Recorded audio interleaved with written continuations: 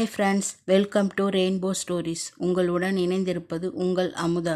முதல் காதல் சிறுகதை. அலுவலகத்தில் வனிதா முகேஷை பார்த்து திட்டிக் கொண்டிருந்தாள். எதற்கு இங்கே வந்திருக்கீங்க? நான் எங்கே போனாலும் என் பின்னாடியே எதற்கு நீங்கள் வர்றீங்க என கத்தி கொண்டிருந்தாள். அங்கே வந்த லதா, எதற்கு முகேஷை பார்த்தாலே திட்டிக் கொண்டே இருக்கிற? அவன் ஒன்றும் கெட்டவன் இல்லை. எந்த பொண்ணையும் பார்க்கவும் மாட்டான், பேசவும் மாட்டான்.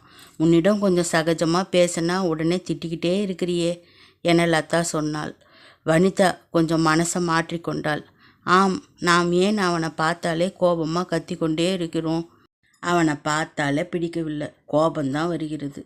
ஆனால் எந்த பெண்ணிடமும் பேசாதவன் என்கிட்ட மட்டும் ஏன் ஏதாவது பொருள் கொடுத்தா கைகளை உரசி கொடுப்பதும், நான் எங்கே போனாலும் என் அருகில் உட்கார்ந்து கொண்டு என்னையே பார்ப்பதும், என்கிட்ட வந்து ஒட்டி ஒட்டி பேசுவதும், ஏன் ஒரு வேளை என்னை காதலிக்கிறானோ?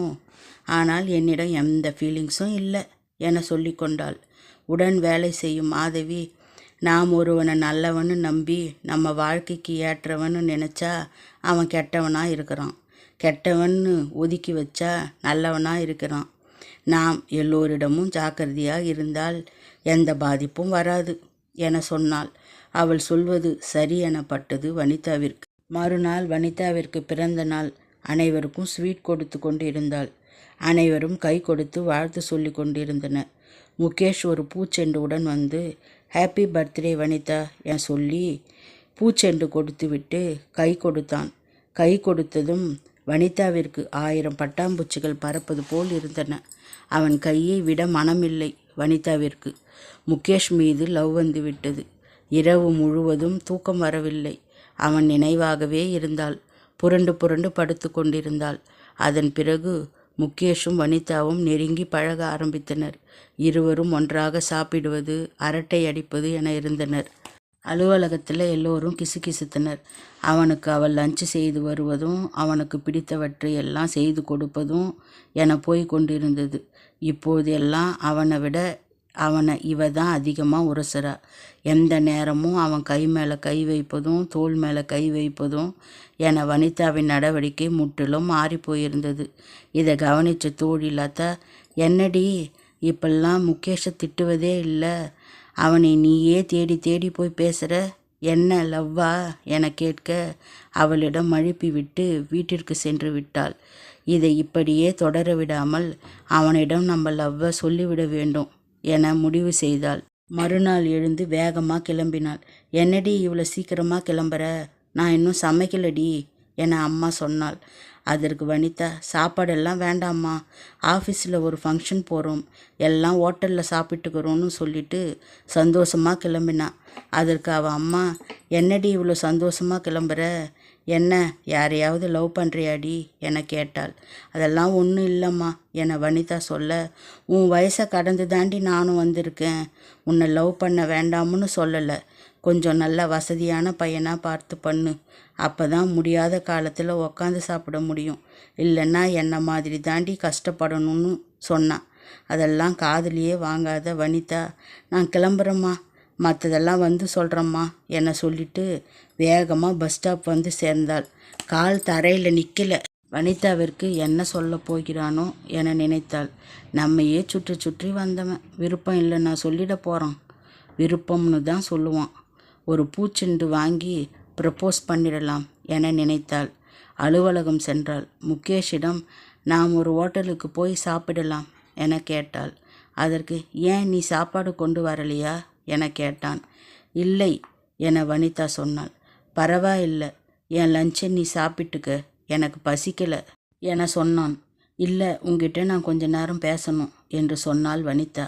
இல்லை, நான் வரவில்லை, எல்லோரும் நம்மளை பற்றி தப்பாக பேசுகிறாங்க, நான் வரலை என சொன்னான். என்ன பேசுகிறாங்க அப்படின்னு வனிதா கேட்க, நாம் லவ் பண்ணுறோம்னு சொல்கிறாங்க அப்படின்னு சொன்னான். சரி, அப்படியே இருக்கட்டும், நாம் லவ் பண்ணுறதாகவே நினச்சிக்கட்டும், அதனால் என்ன என வனிதா சொல்ல, சற்றென்று திரும்பி கொண்டான். எழுந்து போய் வனிதா அவன் தோள் மீது கை வைத்து அவன் முகத்தை பார்த்தாள். கண்களில் நீர். சற்றென்று எழுந்து ஆஃபீஸில் யாரிடமும் பர்மிஷன் கேட்காமல் வண்டியை எடுத்து கொண்டு சென்று விட்டான். இதை பார்த்த வனிதாவிற்கு ஒன்றும் புரியவில்லை. அப்பொழுது லதா வந்தாள். சாரிடி, நான் தான் முகேஷை பற்றி உங்ககிட்ட உயர்வாக சொல்லி லவ் பண்ண வச்சிட்டேன் அப்படின்னு சொன்னான். நான் முகேஷின் அம்மாவை கோயிலில் பார்த்தேன். முகேஷ் ஒரு உறவுக்கார பெண்ணை உருகி உருகி லவ் பண்ணானாம். அவன் முதல் காதலியாம். அவளுக்காக என்ன வேண்டுமானாலும் செய்வானாம். இருவரும் சுற்றாத இடம் இல்லையாம், போகாத ஊர் இல்லையாம். அவ்வளவு நெருக்கமாக இருந்தாங்களாம்.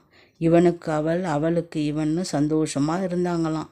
ஒரு சில மாதம் முன்னாடி அந்த பெண்ணின் அப்பா ஊரை சுற்றி கடன் வாங்கி வாங்கி செலவு பண்ணியிருப்பார் போல.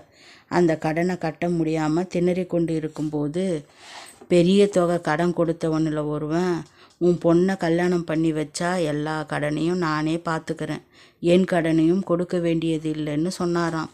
சில மாதங்கள் முன்னாடி தான் அந்த பொண்ணுக்கு கல்யாணம் ஆச்சான். அதிலிருந்து மீண்டு வர முடியாமல் தவிச்சானாம். சில நாட்கள் கழித்து இந்த ஆஃபீஸுக்கு வந்து வேலை செய்கிறதே உன்னால தானாம் என லதா சொல்ல, ஏன் என்னால் என கேட்க, அவன் காதலி உன்னை மாதிரியே இருப்பாளாம், உன்னை மாதிரியே பேசுவாளாம், அதான் உன்னையே சுற்றி சுற்றி வந்திருக்கான் என லதா சொன்னாள். அவன் முதல் காதலும் அதுதானாம், கடைசி காதலும் அதுதானாம். அவன் மனசு வேறு எந்த பெண்ணையும் ஏற்றுக்கொள்ளவில்லையாம் என சொன்னாள். வனிதா அழுது கொண்டே, தன் முதல் காதலுக்காக என்னை சுற்றி சுற்றி வந்து என் முதல் காதலை காலால் மிதித்து விட்டானே. அன்றைக்கு மாதவி சொன்னது போல நாம் தான் ஜாக்கிரதையாக இருந்திருக்க வேண்டும் என நினைத்து கொண்டு வீட்டிற்கு சென்றாள். என்னடி ஹாப்பியாக போனியே, என்ன ஆச்சு என கேட்டாள்.